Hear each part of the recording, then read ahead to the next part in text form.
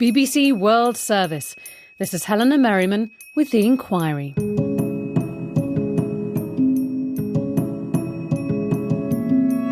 This week, why is South Africa still so unequal? It's early morning in Alexandra, a township north of Johannesburg. People are emerging from their homes, assessing the damage from the previous night's attacks on shops run by foreigners. Smashed windows, glass and metal strewn across the street. The stench of burning tyres. Suddenly, a flash of metal. A man with a wrench runs towards another in a red shirt and starts to beat him. Another joins in, stabbing him with a knife. People watch, hands to their mouths. The attackers soon flee and the injured man is driven to a clinic. A few hours later, he's dead. The phone in his pocket reveals that he was from Mozambique. One more foreigner killed in the latest spate of xenophobic violence.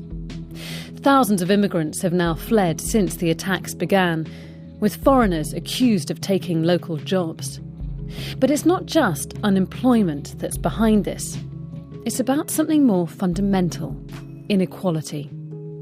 21 years after the end of apartheid, South Africa is now one of the most unequal countries on the planet. In this week's inquiry, we want to find out why.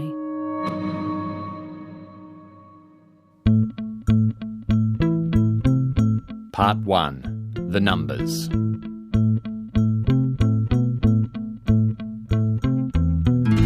I live in Cape Town, in which, as one of my international colleagues once said to me, you can smell the inequality in the city. Meet Murray Leybrandt, Professor of Economics at the University of Cape Town. I study and research poverty and inequality using household survey data. I gather surveys, especially information that tracks the same people over time. He's been charting what's happened to the gap between rich and poor since apartheid. His unit carried out the very first national survey in 1993 at the request of the incoming African National Congress, the ANC. The new government wanted a benchmark by which it could judge its progress in tackling inequality. It's a humbling story. It's a story where South Africa starts out at the advent of the post-apartheid period with very, very high levels of inequality that we can easily understand because this was apartheid South Africa. And then we have a government that is directed to addressing that inequality, especially its racial dimensions. We pledge ourselves to liberate all our people from the continuing bondage of poverty, deprivation, suffering, gender, and other discrimination. And we've seen some changes in the racial composition, but we still have incredibly high levels of inequality. At best, they're the same as they were in 1994. Some estimates have them even marginally higher. Professor Leybrandt's research shows that while poverty's been reduced, thanks in part to social grants for the poorest, inequality has remained the same, or slightly increased. But it's not inequality between racial groups that's increased. It's inequality within them. If you treat apartheid society as a society where the norms stack the dice in favour of whites, and then you take away that legislated norm, then what would you expect? Well, you'd expect that without preferential treatment, some white South Africans would get poorer, increasing inequality amongst them. And at the same time, you'd expect some black South Africans to get richer, increasing inequality within that racial group too. And that's exactly what happened. So the fact that inequality goes up within racial groups isn't in and of itself a bad thing, but it just seems that we've generated a society that itself generates inequality. And when you look at the data that you've gathered, does the data give you any clues as to why this has happened? Yes, it does. It's always going to be the labour market that transforms a society at the end of the day. But then the labour market really underperforms in South Africa over the post-apartheid period, in the sense that job creation isn't very high. Even if we grow at 2 to 3%, it's largely not through creating a whole lot of jobs. And so the labour market is a very, very important centrepiece. To help explain just how important the labour market is, he contrasts South Africa with Brazil, a country that was even less equal than South Africa back in 1994, but that's now more equal. What did Brazil do differently? Brazil managed to create a large number of semi-skilled and unskilled jobs that were in the same zone as the young people who were coming out of school. So they included a whole lot of pieces of society that had previously not been included. That's the key thing in South Africa. You need that process of inclusivity that somehow Brazil got right. That's the missing link. Brazil created jobs that matched the skills and education of its poorest, while South Africa focused on finance and real estate. It's about the mismatch and the structure of our growth in South Africa. The services sector has grown. It's a skill-intensive, not particularly employment-intensive sector. South Africa's burgeoning services sector demanded only a small number of highly skilled jobs, leaving millions of South Africans with few job prospects. For Professor Leybrandt, this is the key as to why South Africa is still so unequal today. You might then ask why things didn't change as the next generation became better educated. Time to introduce our next expert witness. Part 2. Unequal Education. I come from a township in the Eastern Cape called Dimbaza. I remember being crammed into a classroom. Do you remember how many children were in your class? We were about 100 students in our class. In one classroom? In one room. So yes. One teacher had to teach 100 children? Yes. This is Yoliswa Dwane, someone who was so disillusioned with South Africa's education system that she's dedicated her career to changing it. 7 years ago, she co-founded the social movement Equal Education. There are still some schools that are overcrowded with students. Learners have to fight over furniture or access to a desk, and they don't concentrate, especially where kids had to use bricks as a form of a chair. Large class sizes are just the start in a long list of problems. Textbooks often don't turn up in time, or even at all. Some children have to walk very long distances to get to school. Teachers are often absent. There are health concerns too. We have about 400 schools that are made up of mud. Lack of electricity in about 3,000 schools. Lack of connectivity or lack of water in about 2,000 schools. And also the issue of inappropriate structures, that is, schools that are falling apart. Those conditions, they pose a danger to the lives of children. A young learner from Limpopo, for example, died because he had fallen into a pit latrine. You might be surprised then to hear that South Africa spends a bigger share of its GDP on education than any other country in Africa.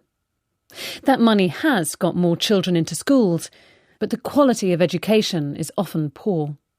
Yoliswa Dwane says that's because the education system is living in the shadows of apartheid.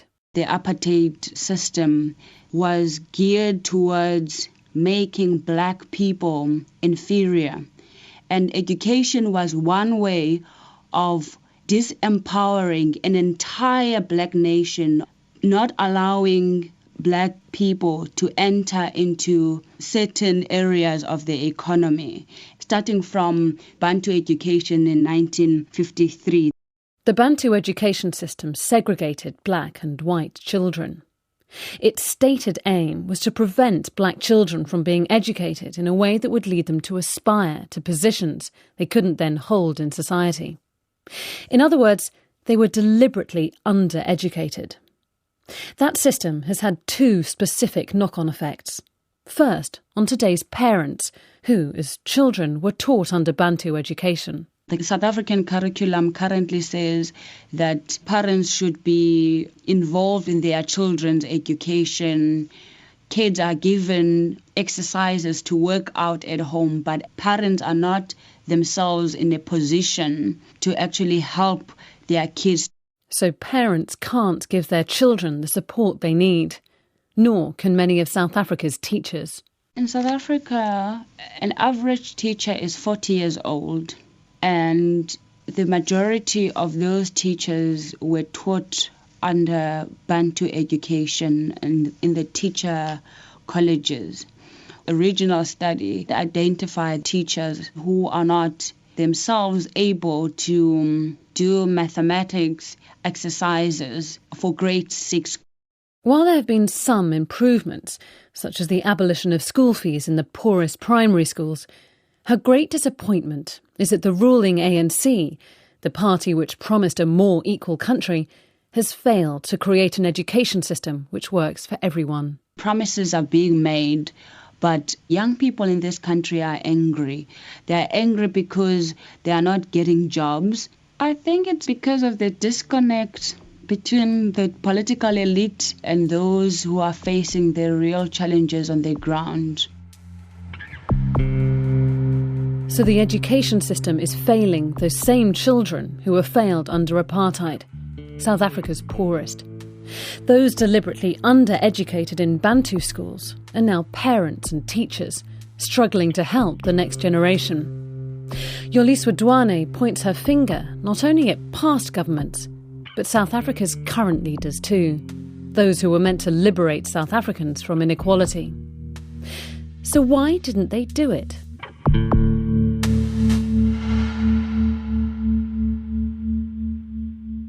Part 3. The Deal. It was a disillusionment. It was a disillusionment, I suppose, with the fact that so quickly after our democracy, we had adopted the tawdry standards of politics as usual. This is Andrew Feinstein. He's talking about his decision 14 years ago to resign from Parliament and leave South Africa. I was an ANC Member of Parliament for 7.5 years, from the time of our first democratic elections in 1994 until late 2001. I resigned from Parliament in protest at the ANC's refusal to allow an independent investigation into a massive and very corrupt arms deal. Ask him why South Africa is still so unequal, and he'll take you back to 1994 and the post-apartheid deal that was hammered out between the ANC, the World Bank and the IMF. To understand that deal, he says, you have to understand how close big business was to the apartheid government, and then its successor. As the winds of change stirred in South Africa, so the business community continued to play the political game.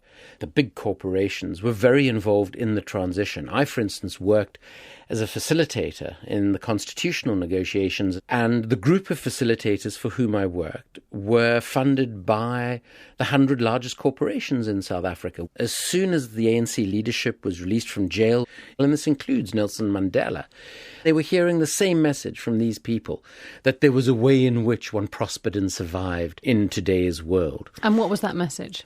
Well, the message was that you limited the role of government in the economy, that you restricted government spending, and that you allowed the private sector to flourish, because that is where jobs were going to be created, that is where wealth was going to be created. And which has worked for a lot of countries. Well, it has worked for a lot of countries, but the problem with those sort of formulae, and I say this as someone who's played an important role in economic and financial policy in South Africa after 94, and therefore is somewhat culpable in some of this as well, is that these sort of formulaic approaches to economic policy disregard the unique circumstances of particular countries. And South Africa was particularly unique at this time for a whole range of reasons. A fierce debate was had within the ANC.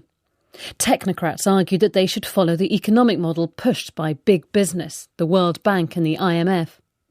Others said the priority should be job creation through other means. There was really a struggle, as one writer has put it, a struggle for the soul of the ANC. And the reality is that the technocrats won that debate.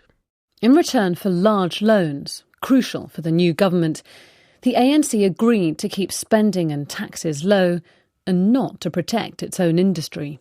This was absolutely devastating. The clothing and textile sector in South Africa employed well over 300,000 people in 1994.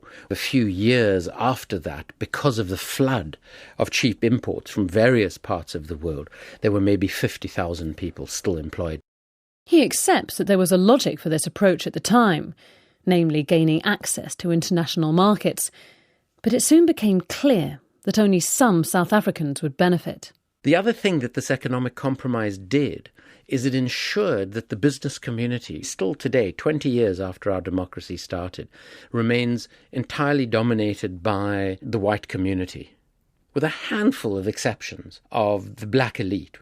He says that not only did the deal damage South Africa's prospects for job creation, but it had devastating political consequences too. For my last couple of years in Parliament, I began to see the sorts of impact that these economic policies were having on the nature of the ANC, and I began to get the impression we were starting to serve our own interests as a very small ruling elite rather than the interests of the broader population. So why is South Africa still so unequal? For Andrew Feinstein, the economic deal agreed at the start of the post-apartheid era created a South Africa that worked for the rich, not for the poor. It also led to corruption, he says, corruption at the top of the party. Our final expert witness, however, is more concerned about the effects that inequality has had lower down the political system.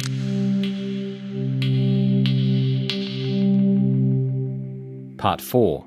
Politics and Patronage.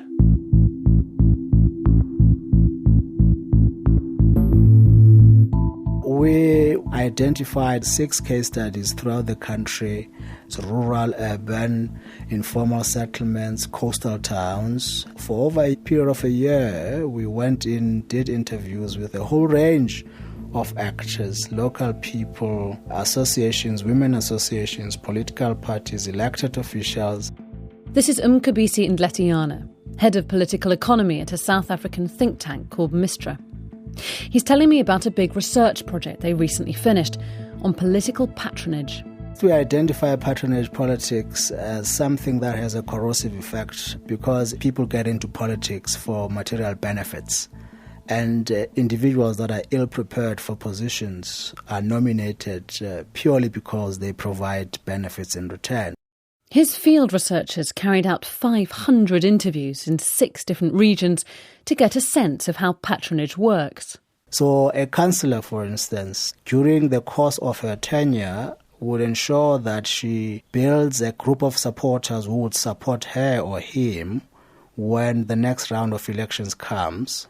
So it's a set of clients that you nurture, you take care of them, and when the party has nominations, those people whom you'd been taking care of vote for you against the other guy. So it becomes a relationship of mutual dependency. Yes, people who are poor tend to be open to using all manner of ways to eke a living. And they support certain candidates as long as that candidate gives that person something in return, regardless of whether or not that candidate is fit for office. So is this one of the root causes of inequality in South Africa? No, he says, it's a consequence. The consequence of a generation of politicians coming to power with few other career options.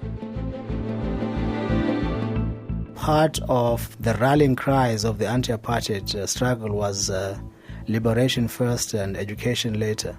And a lot of people took that slogan quite literally. They dropped out of school, went to the bush to train and come back to liberate South Africa as guerrillas. So they had then, in 1994, valid expectations of employment from an organization they had served, from a country for which they had given up their youth and sacrificed a lot. Those politicians with a good education could choose other careers if they wanted.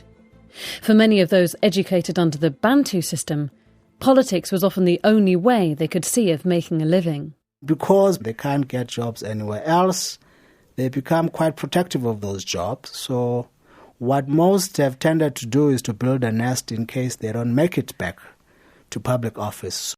Mcebisi Ndletiana says patronage politics helped concentrate power in the hands of an elite, entrenching inequality. And the irony is that it's some of those same politicians who started their career determined to tackle inequality who are now the ones perpetuating it. Is there a way out? What you need is to make it possible for people to become self-sufficient. They have nothing, so they're willing to do anything to get something to eat. If they can fend for themselves, then there's no need to enter into some kind of relationship with a politician. Give someone a job, and they're less likely to accept money in return for their vote. It sounds simple enough, but two big changes are needed. Education obviously gives you skills to get a job. But once you have that education, you need to find a job. So our economy has got to create jobs. But fundamentally, most importantly, is education. Changes in education and the economy that have to come from the top. It starts with political will, because we know what the challenges are. But in order to change the problems that we face in South Africa, we don't only need to accept that we have a problem, but rather have political will. The big question then, does that political will exist? Unless a meaningful opposition to the ANC develops, I can't see those changes taking place. It's going to take something of a political earthquake for that to happen. And if there's no political earthquake to bring about that change? The losers in our society and those being excluded are still the losers under apartheid. We forego so much with our inequality. Even business and even those right up at the top understand that there's an unsustainability about the levels of inequality in this country. So why is South Africa still so unequal? We've heard about the uneven education system, political patronage and corruption. But at the root of it is the particular track the country took after apartheid, one in which finance and real estate flourished, offering few opportunities for South Africa's poorest. It was a profound mismatch that entrenched the inequality that existed at the end of apartheid.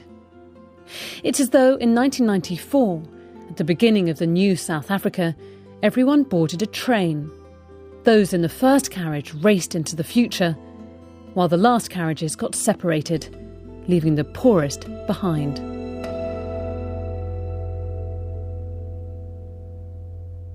This inquiry was presented by Helena Merriman and produced in London by Simon Mabin. Thanks to Abduwali Ali Addo, Alexis Nkunda and Climate Chekenyere for getting in touch on the World Service Facebook page to suggest this week's subject. And if you want to do the same, you can demand an inquiry on Facebook too, or get in touch on Twitter. We're at BBC The Inquiry.